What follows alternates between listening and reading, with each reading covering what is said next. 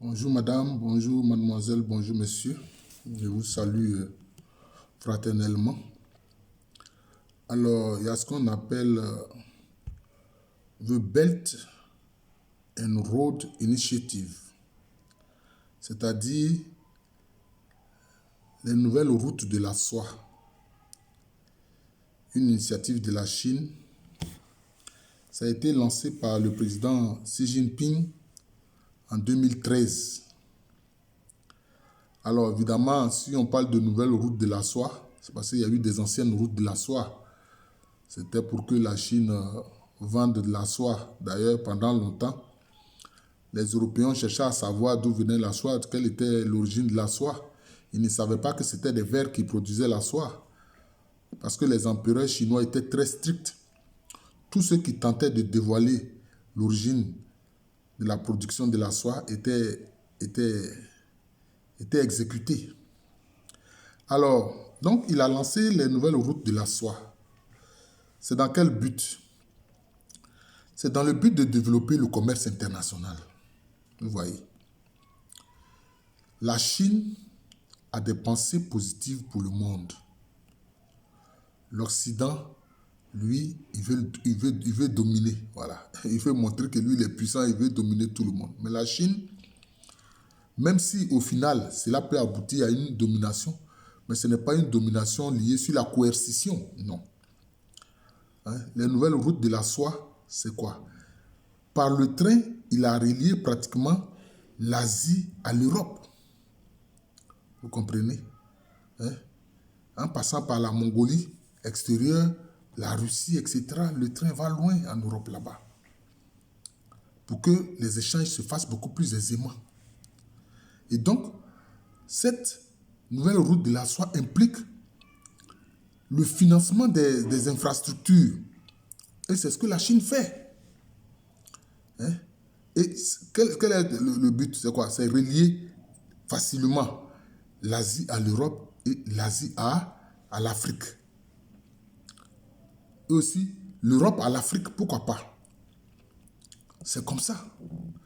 Et aussi, au niveau de, je peux dire, des nouvelles technologies, notamment de l'information, la 5G, etc., mais la Chine a fait de gros investissements. Vous comprenez? La Chine a fait de gros investissements. Au niveau de l'Afrique de l'Est, ils ont financé des infrastructures, notamment ferroviaires. D'ailleurs, moi, souvent, je le dis, je dis, la meilleure façon de relier les gens, c'est le train. Ce n'est pas la route. C'est vrai, la route aussi est utile. Mais c'est le train. Le train, là, il n'y a pas embouteillage dedans. Comme j'aime le dire, il n'y a pas embouteillage dans le train. Hein? Et puis, le train va vite. Aujourd'hui, nous avons des trains qui peuvent aller à 600 km/h. 600 km/h. S'il y avait un train, un TGV, qui reliait par exemple Abidjan à Korogo, ou Abidjan à Man, ou Abidjan à Bouna, tu peux rester à Korogo et puis venir au travail à Abidjan. En 1 heure, tu es à Abidjan. C'est comme ça. C'est ça le train. Il faut développer le réseau ferroviaire. D'ailleurs, c'est ce que les Européens ont fait. C'est ce que les Européens ont fait. Hein? Quelquefois, on voit des matchs entre une équipe d'Angleterre et puis une équipe peut-être italienne ou bien une équipe française. Mais les supporters anglais même qui vont venir à Paris, là, ils sont bien plus nombreux même que les supporters parisiens qui vont aller voir le match. Donc, vous voyez, donc c'est ça. Il faut développer un réseau ferroviaire. La Côte d'Ivoire doit chercher à le faire. Tous les pays d'Afrique doivent chercher à le faire. Et les pays africains doivent être reliés par un réseau ferroviaire. Voilà. Et puis d'ailleurs, le réseau ferroviaire permet de transporter non seulement beaucoup d'êtres humains, mais beaucoup de marchandises. Donc la Chine, c'est ce que la Chine fait. Hein? La Chine a développé des réseaux ferroviaires au niveau de l'Afrique de l'Est. C'est cela. Aujourd'hui, notre train là, qui relaie, on a dit Abidjan, Ouaga, Niger, Niamey, c'est resté à Ouaga et puis aujourd'hui c'est devenu obsolète. Parce que l'écartement ne correspond pas au nouveau train, voilà, aux nouvelles technologies au niveau des trains. Bon, donc c'est ce que la Chine fait. C'est ce que la Chine fait. La Chine essaie de développer les infrastructures. Et c'est très important pour développer le commerce. Et il est évident que puisque la Chine, au plan industriel, produit beaucoup, mais ces infrastructures-là lui permettent d'évacuer et de vendre beaucoup plus facilement ces marchandises dans le monde. Les Européens ne cherchent pas à faire ça. Mais c'est une initiative de l'État. Alors que souvent en Europe, ce sont des sociétés privées. Ce sont des sociétés privées. Les sociétés privées, tant qu'il n'y a pas, je peux dire, un dividende,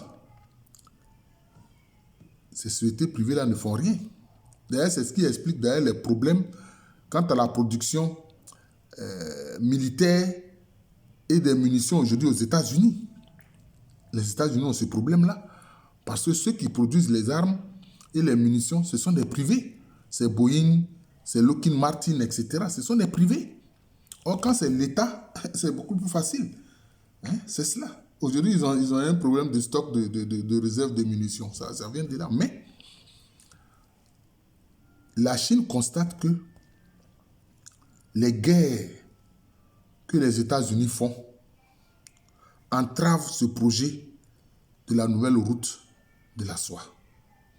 Ils ont relié pratiquement au niveau de l'Asie, en passant par le Tadjikistan, l'Ouzbékistan, le Turkménistan, hein, et la Turquie. Tout cela, ils ont fait des infrastructures là-bas pour pouvoir facilement écouler les marchandises et permettre une meilleure circulation des marchandises.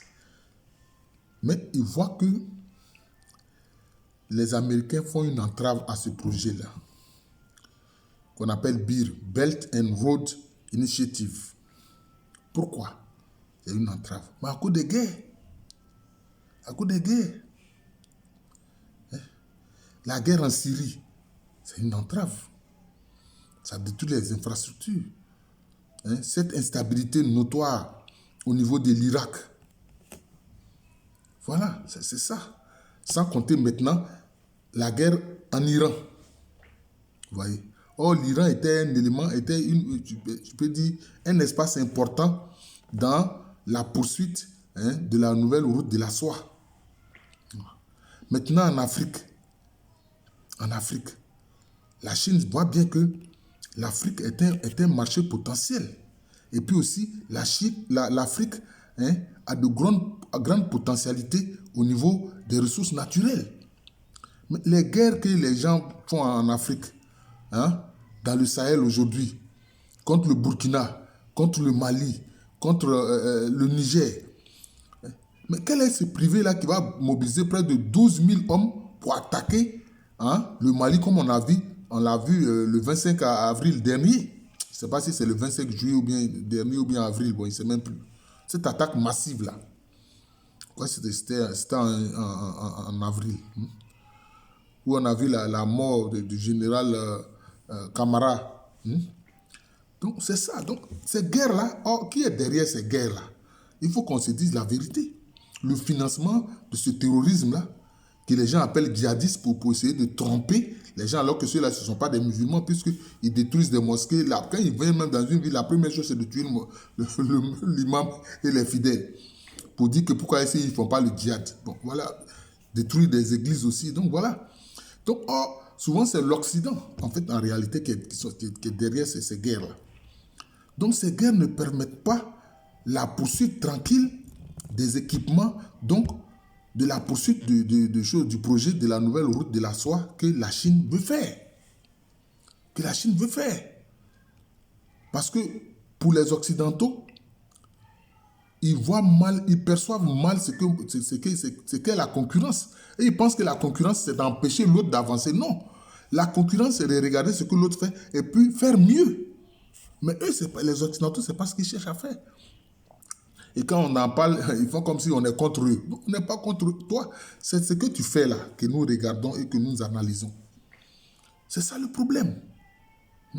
Regardez au Congo. Plus de 18 millions de morts. Depuis des années, il y a la guerre au Congo. Il y a la guerre au Congo. Je veux dire RDC. Pourquoi? À cause du coltan, à cause du lithium, à cause du cobalt. En fait, ils se livrent à des pillages. Or, ils peuvent permettre la paix et puis acheter tranquillement ces matières premières, en fait, qui ne leur coûtent rien du tout. Hein, ça ne leur coûte rien du tout. Vous voyez? Et donc, ils veulent freiner ce projet important de la nouvelle route de la soie qui allait connecter tous ces pays-là et les amener à faire du commerce beaucoup plus tranquillement. Mais la Chine a compris ça. C'est pour ça qu'en Iran, là, les gens disent que oui, la Chine fournit du renseignement et que même la Chine passe des technologies concernant les missiles à l'Iran. Mais si vous êtes aussi contre la Chine, mais la Chine réagit. D'ailleurs, on a vu, il y a quelques années, Tulsi Gabbard, une officielle américaine, aller faire une visite officielle à Taïwan, notamment à Taipei, la capitale, pour narguer la Chine. Vous comprenez? Pour narguer la Chine.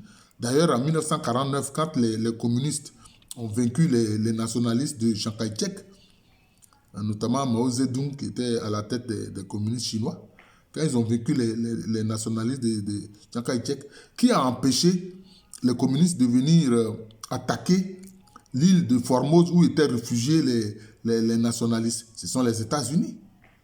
C'est-à-dire que les États-Unis se mêlent des affaires intérieures d'autres pays.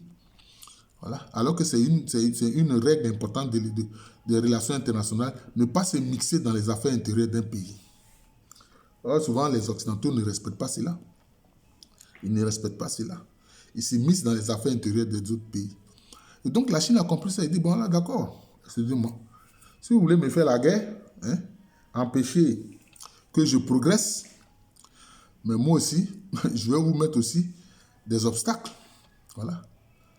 Si bien que les États-Unis ne peuvent pas gagner cette guerre contre l'Iran, ils ne peuvent pas. Ils ne peuvent pas. D'ailleurs, ils accusent la Russie aussi de fournir du renseignement, mais c'est normal puisque vous fournissez des armes et du renseignement au gouvernement ukrainien qui fait la guerre à la Russie. Donc voilà un peu la question de la nouvelle route de la soie. Le Belt and Road Initiative, pris par le président de la Chine. Alors, il faut que ce projet-là se poursuive parce que c'est important. Moi, j'aimerais bien pas prendre l'avion pour aller à Lomé, pour aller à... Non, je préfère le train. Parce que dans le train, là, tu ne restes pas assis tout le temps. Tu peux te promener dans le train, aller au bar, prendre un pot. Mais tu peux même dormir dans le train, dans un lit douillet, comme si tu es chez toi à la maison, etc. Donc, c'est ça. Oh, c'est ce que la Chine veut faire. Mais les États-Unis veulent être un obstacle. Voilà. Tulsi Gabbard aller narguer. Est-ce que c'est Tulsi Gabbard? Je ne sais même pas, c'est pas Tulsi Gabbard, je crois que c'est elle. En tout cas, c'est une officielle qui était vraiment je crois, au Sénat américain ou je sais pas, à la Chambre des représentants. Aller narguer les Chinois en faisant une visite à Taïwan. Et on a vu les États-Unis qui vendent énormément d'armes à Taïwan en se disant que cela va empêcher la Chine d'envahir Taïwan. Mais la Chine prend son temps. Voilà.